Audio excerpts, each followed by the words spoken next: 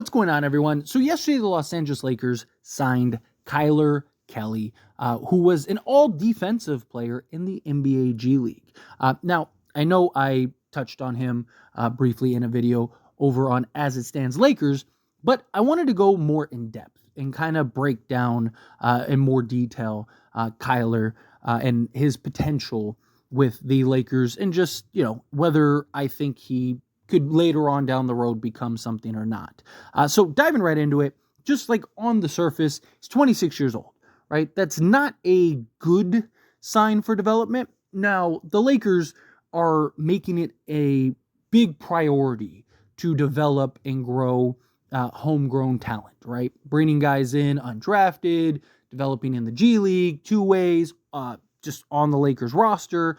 But the problem with somebody in the age range of 26 years old is it's just so much, you have so much less room for error, and you have so less time to properly develop, right? Usually, when you look at guys that have been in the mid 20s that the Lakers have brought in via the draft, whether it's second round or undrafted in Austin Reeves' case, or even guys that are older in the first round, they've all had an immediate impact, right? Look at guys that, not necessarily 26, but guys, even like Kuz or Austin Reeves, or these guys that came in at 23, 24, right? A lot of these guys had an immediate impact, or were able to immediately earn a rotation or roster spot, right? But you look at guys like, say, a Max Christie, for example, right? He's a guy that, he has already had several years of development. He's expected to take a big step and actually be inserted into a bigger role this year. But he's also young enough to have been drafted in this year's draft, right? He's 21, right? So it's like, the room for growth and potential and kind of proper development to take your time. You could do it. Like, you could develop Max Christie for another 5 years and he would be Kylor's age. Now, if Kylor can spend a year, let's say, developing in the G League under the Lakers banner, and then maybe actually be ready for an actual rotation spot with the Lakers, say, next season, not this season coming up, okay, then, you got a guy at 27, right? Well, he'll be 27 in August, so 28 at that time, or at the end of August 26th. So you're talking he'll be 28 at that time.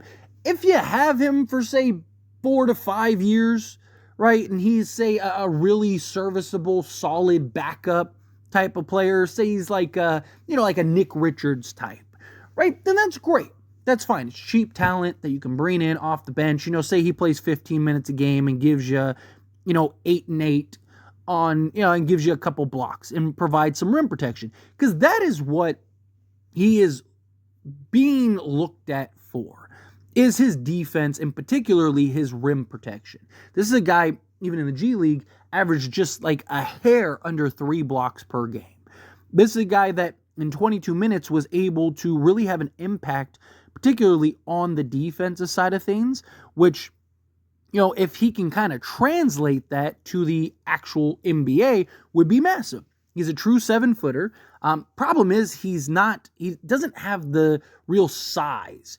At 26, he's still 215 pounds, which, would he be better shot blocking wise than, say, a Jackson Hayes? Sure. I do think he is better in that regard. Can defend a little in the pick and roll, but Jackson Hayes is better at he's more versatile on the defensive side, in my opinion, as far as like his lateral movement.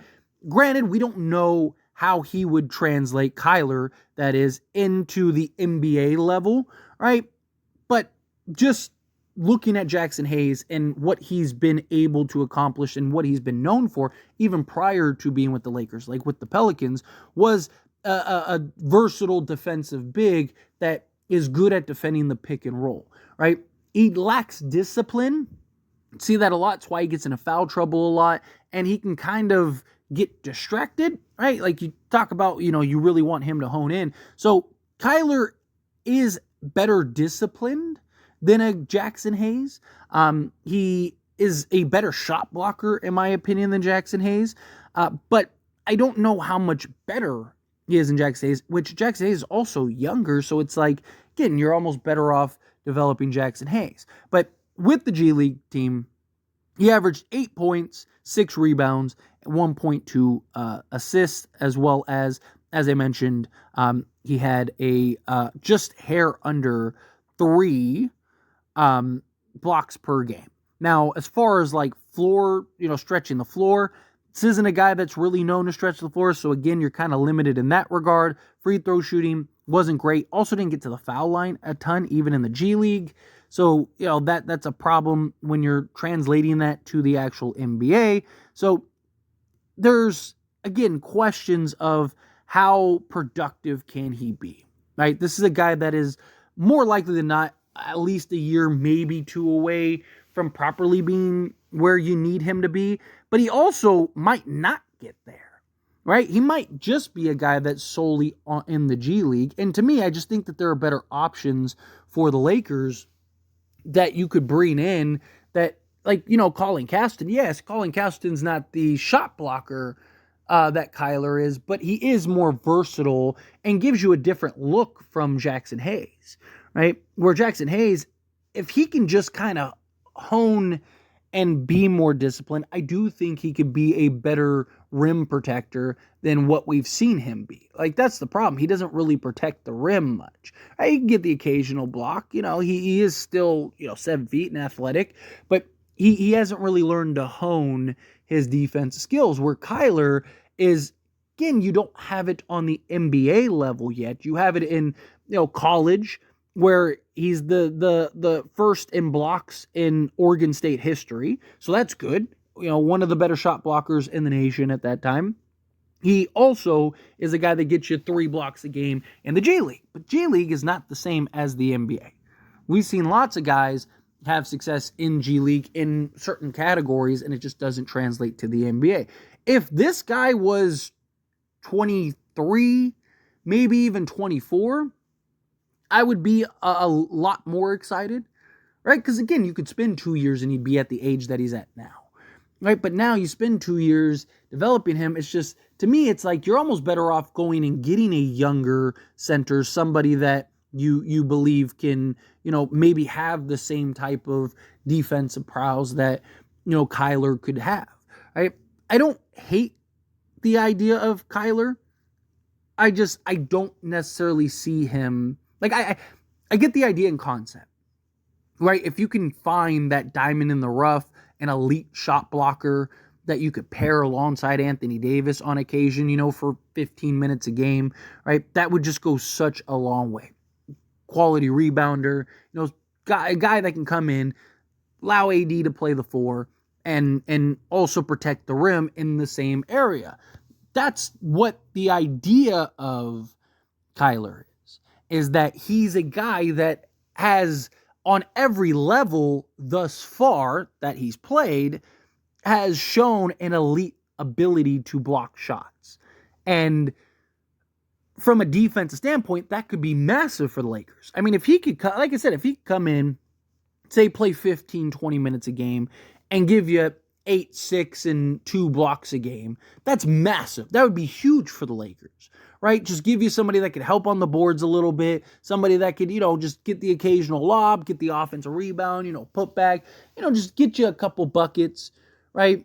Give me that, 6 to 8 range. Give me another 6 to 8 rebounds. But in particular, be able to defend in the pick and roll as well as block shots and use his size and his length to really make an impact. I think that would be great, right? Like, especially if you were to make a trade and say you traded Jackson Hayes, right?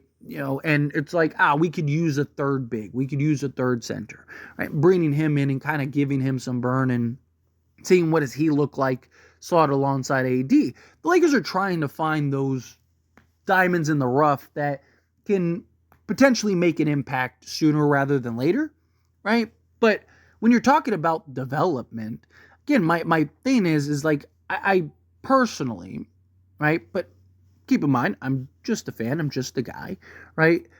Personally, if you're going to really talk about development and growing some of these players, I don't mind the mid-20s, but closer to the early 20s than the late 20s, right? Like if you want to bring in a guy, like a Blake Hinson, I think he's a year or two away, but that's fine because at that point he'd be 26, right? So now he's still younger than Kylor is, and now you have him for, 6-7 years. You have him for basically 2 contracts if you want him, and he'd be cheap.